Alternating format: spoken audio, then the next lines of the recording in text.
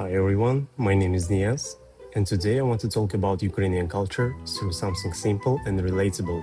Exactly saying, I want to talk about cross-cultural aspect of Ukrainian national dish called Vareniki. Vareniki are boiled dumplings made from dough and filled with potato, cheese, cabbage, cherries, or mushrooms. They look small and basic, but they carry a lot of meaning. In Ukraine, Vareniki are a family project. People sit around the table, roll the dough, argue about which filling is the best, and make hundreds of them, or for the Christmas Eve or for big family gatherings. So this one food is tied to home, to holidays, and to the feeling of being taken care of. We choose Vareniki because they are the fastest way to build a bridge between Ukrainians and non-Ukrainians. Even if you don't speak the language, you understand what it means when someone hands you a warm plate of dumplings. And honestly, most of us already know something very close. If you're a Polish, you have pierogi. Italians have a ravioli. In many Asian cultures, there are gyoza or gyoza. In Central Asia, we have manti. In Latin American countries, have empanadas. Different shapes, different fillings, but the same idea.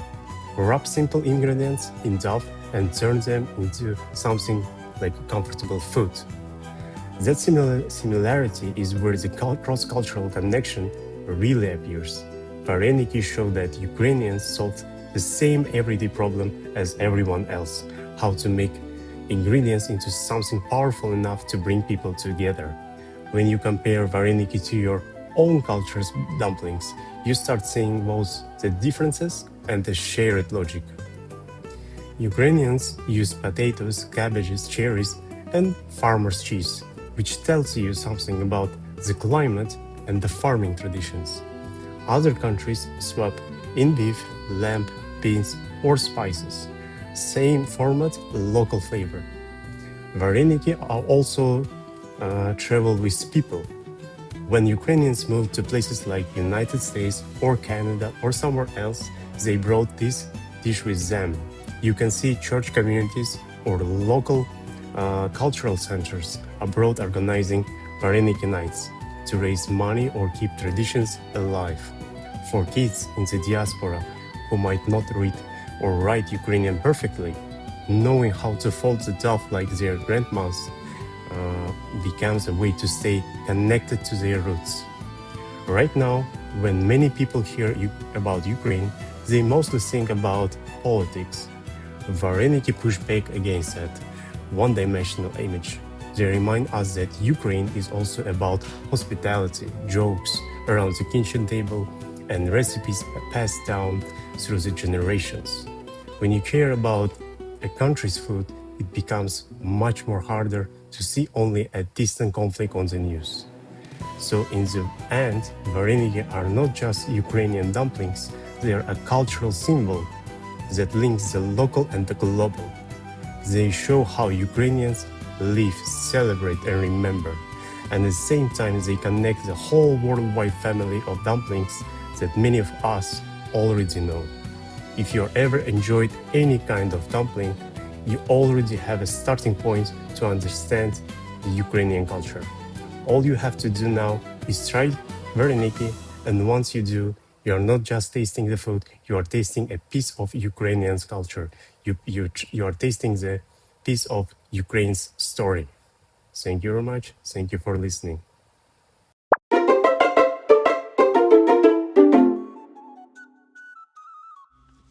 First, add 2/3 a cup of water into a mixing bowl. Then add half a teaspoon of salt and 2 tablespoons of oil. Then add 2 cups of flour and start mixing.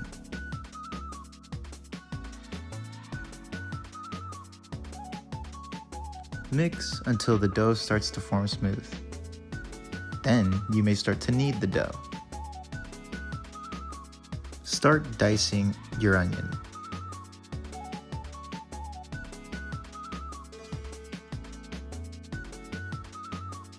After that, start peeling your bundle of potatoes. Chop your potatoes into quarter-sized pieces.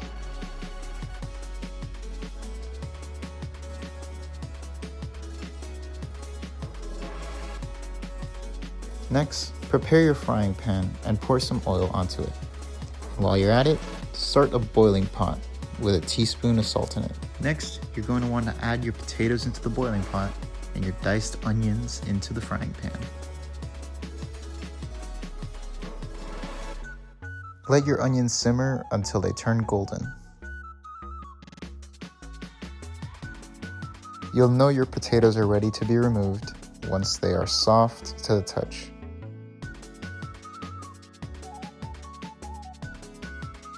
Once your potatoes are ready, start mashing them until they form a smooth consistency. Next, add half a teaspoon of salt and sprinkle some pepper on top like a coating. Sprinkle some of your onions into the mix, but save some for later. We're going to use a bit for the final process. Go back to your dough and divide it into 4 equal pieces. Knead your dough into a thin flat layer and cut circles into it. Then you may add your mashed potato mix into the center of the circles and wrap it up nicely.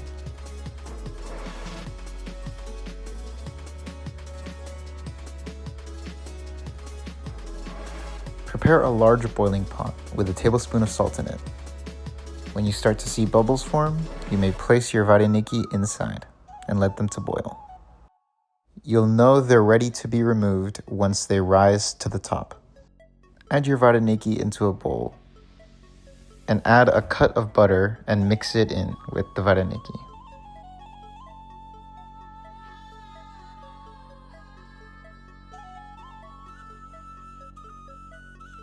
We are almost done. Keep adding small cuts of butter and mixing until there is a fine coating on the vareniki. Lastly, get your remaining onions and sprinkle them on top of the vareniki. And now you're done! Here with me I have Vareniki and Chinese dumplings or dim sums. These ones in particular are shrimp. With me today I'm here to compare their histories and cultures. So the Chinese dumpling basically started 1600-ish years ago, and they primarily have 3 different cooking strategies, such as being cooked by pan, being steamed, or being boiled. They're primarily made up of meat and something to go on the side with, such as onions or like something else. But it's mainly meat. However, here in Vareniki, it's mainly vegetarian, right? We in particular are using potato and onions. However, other substitutes are spinach, cheese, cherry. All of them probably taste amazing. These came in 800 years ago, or that's the expected time of the creation. That's because dumplings, or varenki, was originally made because of Turkish influence and Silk Road trading brought dumplings all the way to the capital of Rus. And since the capital of Rus didn't use as much meat as the Chinese did, they decided to use dumplings, which are super tasty, with their vegetarian options. This included cherry, cheese, and onion, spinach, any vegetarian option.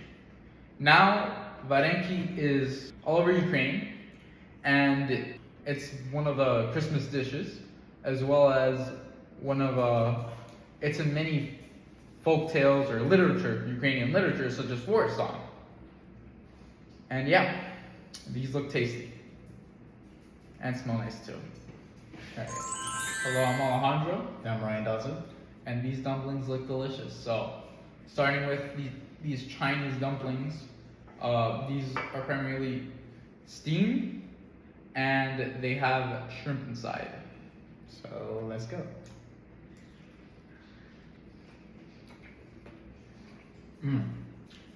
I would eat a bunch of these. Yo, this is so good. It is. I personally love shrimp. But now, it's just too. It's just hard not to like. now we gotta try our homemade Vareniki. Alright. 3, 2, 1. It's fucking good. It's Wow. good. Even for being vegetarian, like this is vegetarian based, and this is really good. Dare I say better than the shrimps? It's like a different type of good. Yeah. Like these you would expect as like sides, but like really good sides, and these you would expect as being main plate. Maybe it's because I'm biased, and I think from like the main part of the dish is the meat, and then comes the side. But like I would eat these like one-on-one together. Yeah. These are both like main dish worthy. This is really good. We used potatoes and onions for this one.